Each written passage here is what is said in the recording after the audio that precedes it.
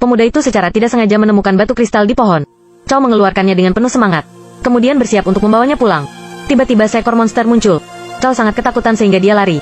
Secara tidak sengaja masuk ke dalam gua. Monster itu menyusul di belakangnya. Monster itu mendorong Chow hingga menyentuh sebuah pedang. Saat monster itu mendekat, Chow dengan panik mencabut pedang itu. Kemudian menyabitkannya ke badan monster itu. Dan monster itu berubah menjadi abu. Semua orang tercengang melihat aksi Chow. Pedang siapa ini? Semua orang nampak mengaku-ngaku. Serahkan pedang api itu padaku. Seorang wanita berbaju merah meneriakinya. Ia kemudian berusaha merebut pedang itu. Namun Mailin terluka oleh kekuatan pedang itu. Chow yang merasa tidak melakukan apapun menyeringai melihatnya. Pedang api itu berasal dari Master Pedang 100 tahun yang lalu. Master Pedang naik ke langit menjadi Ratu Abadi. Kemudian dia menyegel semua kekuatan dan api di dalam pedang itu. Tidak peduli siapapun, selama bisa mencabut pedang ini, ia bisa langsung memiliki kekuatan dan menyatu dengan pedang ini. Karena itu, semua orang yang mengetahui cerita ini, mereka berebut untuk bisa mencabut pedang api. Bahkan para prajurit sakti pun ikut mencoba memperebutkan. Tapi ketika mereka mulai mencoba mencabut pedang, mereka diserang oleh kekuatan di dalamnya, lalu terbakar menjadi abu. Saat suasananya mulai genting, seorang pemuda biasa tiba-tiba datang dan mencabutnya dengan mudah. Pada saat itu, setelah melawan monster yang mengejarnya, pedang itu tiba-tiba membakar tubuh pemuda itu. Energinya sangat besar hingga Chow menjerit kesakitan. Semua orang hanya memandanginya. Chow terkapar namun tidak berubah menjadi abu. Tepat ketika semua orang sedang mendiskusikan cara merebut pedang itu, dan apinya telah padam, pemimpin Nanshan, Yanzi, memutuskan untuk membawanya pergi. Tak disangka, dalam perjalanan, mereka terjatuh ke dalam gua. Keduanya terjatuh dalam keadaan yang canggung. Untuk mencairkan suasana, Chow mulai mencari-cari jalan keluar. Namun sejumlah batu kristal besar ditemukan di dalam gua, dan sepotong besi hitam keemasan bersinar. Apa itu? Seperti emas terbakar. Itu bahan pembuatan pedang terbaik. Menurut cerita, bahan itulah yang digunakan untuk membuat pedang api. Pedang api yang diperebutkan tadi. Tepat ketika Chow dengan gembira mengambil itu, monster buruk rupa mengejarnya dari belakang. Chow menoleh dengan perlahan. Dia sangat ketakutan dan mencoba berlari. Dia ternyata ahli pedang keempat yang berubah menjadi monster. Chow kewalahan menghadapi monster itu. Saat monster itu mencoba melukai Chow, Chow segera meminta bantuan Yanzi. Tapi Yanzi nampak aneh saat melihat monster itu. Ia berlari ke arah Chow dan memanggil monster itu, "Ayah." Chow agak kebingungan. Tiba-tiba monster itu mendorong Yanzi hingga terlempar. Yanzi terpental sangat jauh. Chow menjadi sangat geram dengan monster itu. Energi api tiba-tiba keluar dalam diri Chow dan menghapus energi hitam yang menyelimuti monster itu. Lalu monster itu berubah menjadi lelaki tua berambut putih. Ternyata dia memang ayah Yanzi. Beberapa hari yang lalu, ayah Yanzi menggunakan metode pemakan jiwa untuk menyerap jiwa pedangnya. Mengetahui bahwa Chow adalah orang terpilih untuk mengendalikan pedang api, namun Chow tidak memiliki jiwa ahli pedang. Ayah Yanzi nampak bingung. Ia mencoba merasakan denyut nadi Chow. Tanpa diduga, ayah Yanzi menemukan ada hal lain. Selain api yang aneh, masih ada kekuatan dalam dirimu.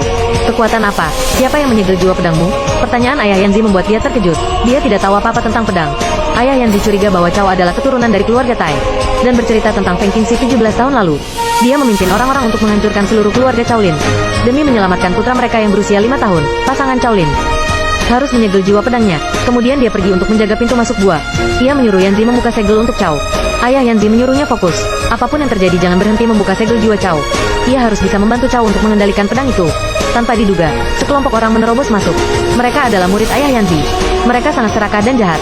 Ayah Yanzi yang berusaha melindungi ditikam secara brutal. Yanzi menarik pedangnya untuk membalaskan perbuatan mereka.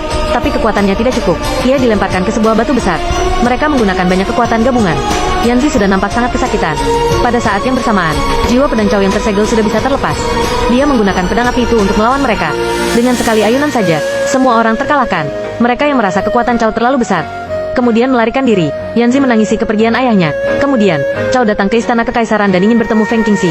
Ia bermaksud membalaskan dendam orang tuanya. Namun ia tidak menyangka guru juga ada di sini. Dia dengan marah bertanya kepada gurunya mengapa dia ada di sini. Feng Qingxi mengambil kesempatan itu untuk membuat perpecahan di antara keduanya.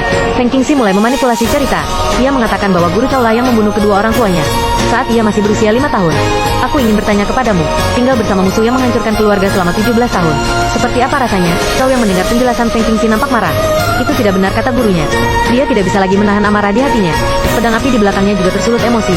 Namun, ketika Chow hendak menghunus pedangnya dan menyerang gurunya, ia tiba-tiba berubah arah dan mengarah ke Feng Qingxi di sampingnya. Karena dia tahu semua ini cerita itu hanya karangan Feng Qingxi. Tapi Feng Qingxi sudah memiliki jiwa pedang tingkat 5. Ia sama sekali tidak menganggap serius Chow. Ketika gurunya melihat ini, dia segera melangkah maju untuk membantu. Jadi mereka mulai berkelahi. Pada saat ini, segerombolan orang meringsek masuk membawa Yanzi. Chow kemudian membantu Yanzi berdiri. Segera, kekuatan pedang api itu dilepaskan. Mereka saling berkelahi dengan kekuatan masing-masing. Musuh mulai kelelahan melawan energi Chow. Saat mulai melemah, musuh mengeluarkan sebuah ilusi, menghadirkan kekasih masa kecil Chow di antara mereka. Chow yang sadar akan kehadiran kekasihnya, fokusnya menjadi teralihkan. Ia memanggil-manggil kekasihnya, namun tatapannya nampak kosong. Xia tersadar. Dia berkata jangan mengkhawatirkannya lagi. Dia kemudian mengangkat belati dan menusuk perutnya sendiri. Chow melangkah maju dan memeluk Xia. Musuh menggunakan kesempatannya untuk mengendalikan pedang, lalu membuat pedang mengelilingi dua orang itu. Chow menyaksikan kembali wanita yang ia cintai mati di hadapannya. Ia nampak sangat sedih dan marah. Dia tidak bisa lagi mengendalikan energi api di tubuhnya.